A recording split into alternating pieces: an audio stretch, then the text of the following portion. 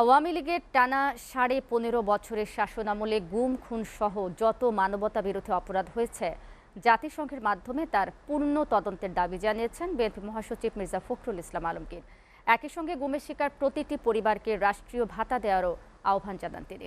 রাজধানীর নয়াপল্টনে আন্তর্জাতিক গুম দিবসের সংহতি সভায় আহ্বান জানান মির্জা ফখরুল।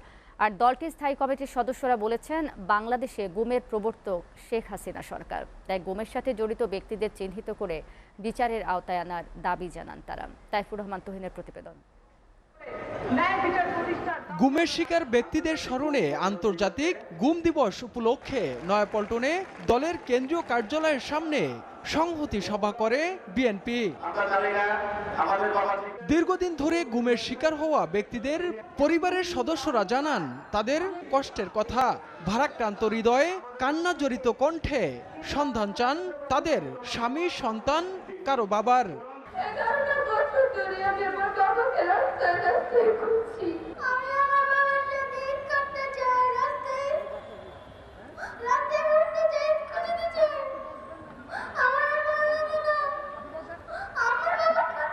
বিচার চাইতে পারিনি, আমাদের স্বজনদের ফিরে আসার দাবিটাও জানাতে পারিনি, কারণ কার কাছে জানাবো?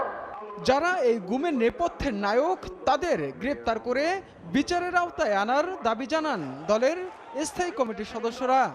আয়নাগরের প্রধান খলনায়ক ছিল বেনজির এবং জিয়াউল হাসান।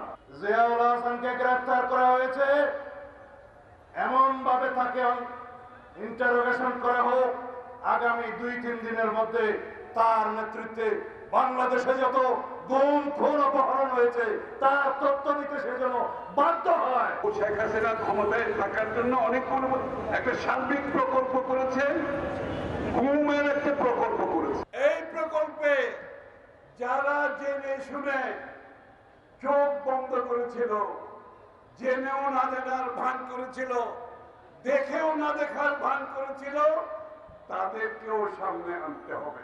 জাতিসংঘের মাধ্যমে গত 15 বছরের সব গুম, খুন ও মানবতা বিরোধী অপরাধ তদন্তের দাবি জানান বিএনপি মহাসচিব মির্জা ফখরুল ইসলাম আলমগীর।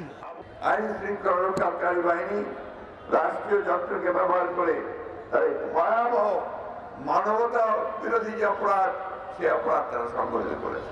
আমি সরকারের কাছে আহ্বান জানাতে চাই যে আপনারা জাতিসংঘের এই আন্তর্জাতিক মানবতা যে কমিটি আছে তাদের সঙ্গে কথা বলে গত 15 বছর থেকে আজ পর্যন্ত যতগুলো মানবতা বিরোধী অপরাধ সংঘটিত হয়েছে, হত্যা হয়েছে, গুম হয়েছে, প্রত্যেকটি তদন্তের ব্যবস্থা করুন। দেশ দ্বিতীয়বার বিজয় হলেও আত্মতুষ্টিতে ভোগার সুযোগ নেই, এখনো আন্তর্জাতিক চক্রান্ত চলছে বলেও জানান বিএনপি মহাসচিব।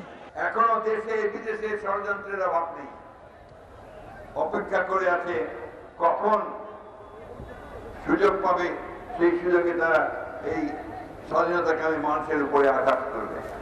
একটি সুষ্ঠু নির্বাচন দেওয়ার লক্ষ্যে অন্তর্বর্তীকালীন সরকারকে সহযোগিতা করতে সবার প্রতি আহ্বান জানান মির্জা ফখরুল।